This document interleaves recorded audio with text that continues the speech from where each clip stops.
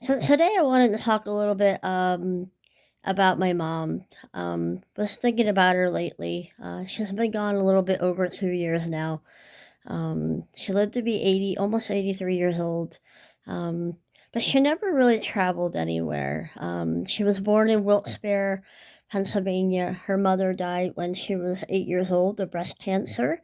It was pretty traumatic for her. I remember growing up. She always talked about it. Um, and how her dad did the best they could raising two kids as a single parent, widowed. They did have family that helped them a little bit. And then my grandfather, I don't know how he ended up in Harrison, New Jersey area. I don't really know. No one really told me the story. But my grandfather was a coal miner. Her dad, Joe Regula, was a coal miner. And I didn't learn until I was way older, when he passed away, actually. I remember going there to visit. We would spend a week in the summer with them, and he would always drive the old fashioned way home, all the way down Old 22. It literally would take us 2 hours to go from Phillipsburg down to the city. I don't think at the time 78 was all the way through at that time. But anyway, I found out when he passed away, he had Lou Gehrig's disease, and I believe he battled with it for 2 years. It started in his hands. Um, he was a big time fisherman, loved to deep sea fish, did not eat fish. He hated fish, didn't eat it, but he loved to fish. I mean, I remember in their front room of their apartment, he had tons and tons of fishing poles. Now, when we would go in the summer for a week to visit, he would get all three of us girls, get us a pole. We would get some bread and make little bread balls. And what we would do is take those little bread balls and we would go down to the park. There was a big pond in the park, and he loved to go to the park. So he used to always walk us down to the park every day when we were there. Some part of the day we would end up going to the park. And he loved to feed the squirrels. I mean, the squirrels knew who he was. They would just kind of gather around him. He always had peanuts for them. But he would sit on the bench and visit with the squirrels, and he taught us girls how to fish. So we learned to fish in a pond, and I'm still into fishing even now, all these years later. I'm 53. It's one of the things I really love to do. When we go to Outer Banks on vacation, we go fishing every day and crabbing every day. But a little bit about my grandfather, Joe. He was a coal miner, like I said. And when we were little, whenever we would visit or we were there on the week for a week in the summer, he would always sit in his chair by a bookcase. Now they had bookcases along one side of the wall in the living room that he built, custom built for them. And he would listen to radio. He would listen to like news radio like all the time.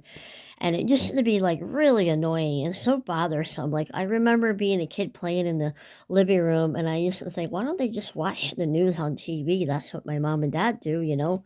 But they never really watched TV. I don't ever remember their TV ever really being on.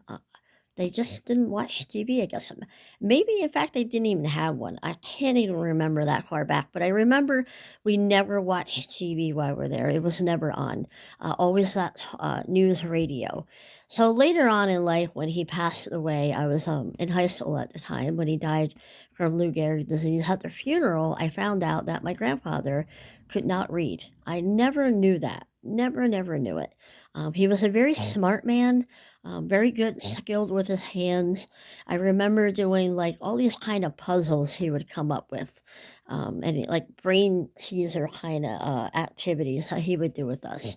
Very loving, showed us a lot of love, taught us a lot of stuff.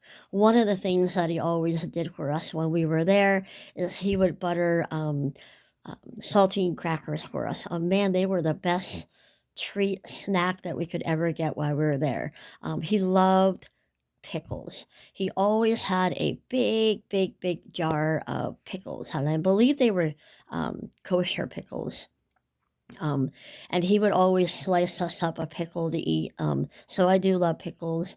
My sisters love pickles. We love olives. My kids like pickles. Not really Steven. Dylan. His nickname is Dill Pickle. He loves pickles. He can't get enough of them. And Joey, my oldest, he eats pickles and olives as well. But my grandfather, and during the summer when we were growing up, they would come up to our house and stay with us for a week at a time. Sometimes on the weekends when we were having like parties or events. Um, but I do remember he was one of the most influential people in my life growing up. The love that he gave us was incredible.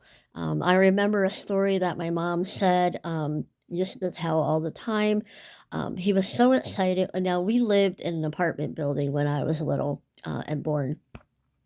My grandparents lived on the second floor of the apartment building, and we lived on the third floor. It was only a three-story apartment complex, and there were six apartments in there, apartment building with six apartments in there completely. So we would always be down at their apartment. They would be up at our apartment. And then, like when I was in about first grade, we moved to Phillipsburg, New Jersey. So we moved about 2 hours away from them. They stayed in Harrison, New Jersey.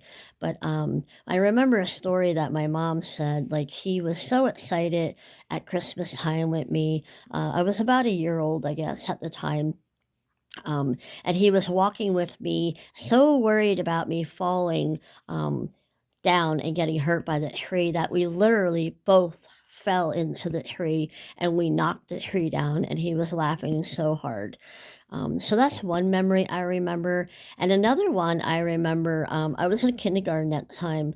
Um, I had fallen in the bathtub.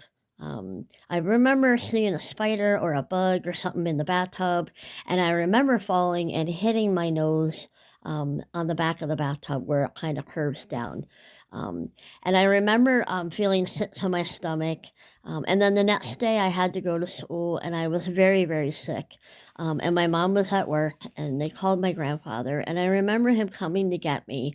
And he said, "Something's not right with the baby." He always called me the baby. He said, "There's something not right with the baby, Janet. You really need to take her to the doctor or the hospital, and you need to get her checked out. She's very pale. She's just not acting right. Something's not right. She's very sick." And I remember him taking me to the hospital and my mom meeting us there. And I remember that they had to pump my stomach because I had swallowed so much blood. Here, when I fell and hit my nose, I was bleeding down the back of my throat. And all that blood just kept pooling down there, and I got blood clots in my belly. So I remember that. I remember he was there for that. I remember all the stories he used to tell us. So out of our grandparents, we were very close with our grandparents growing up.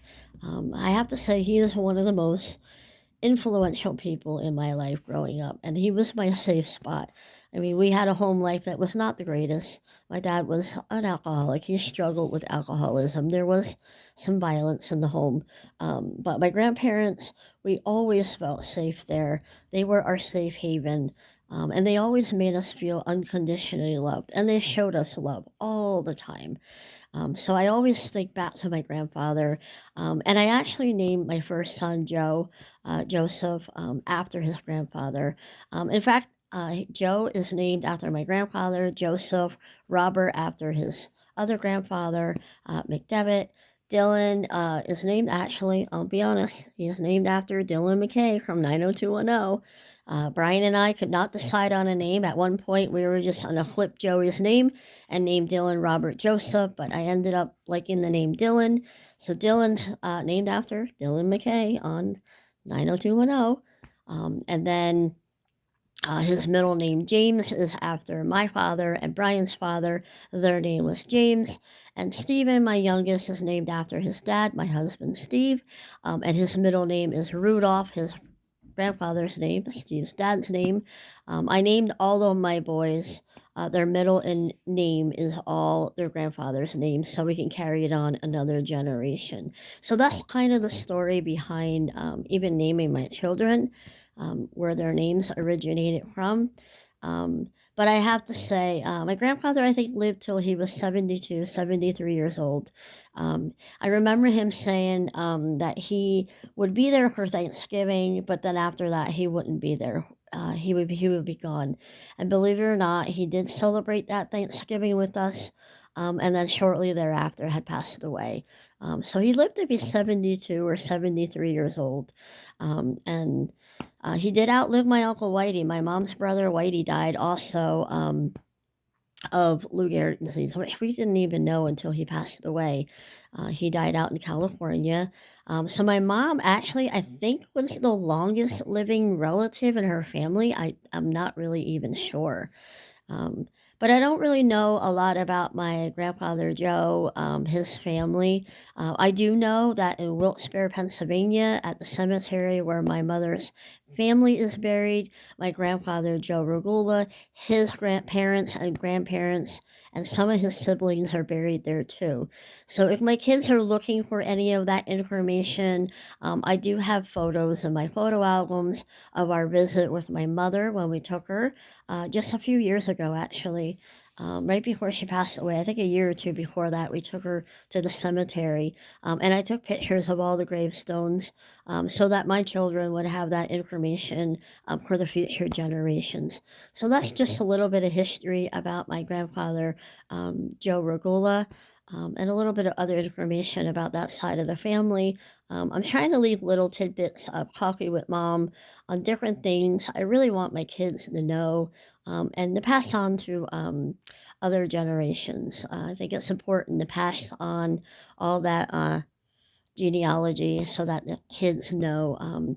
I remember so many stories of my dad and his family from growing up, and I'll do that on a different video. I kind of wish I would have got more information from my dad and kind of documented it somewhere. So that's just a little bit about Joe Regula, my grandfather. Have a good day.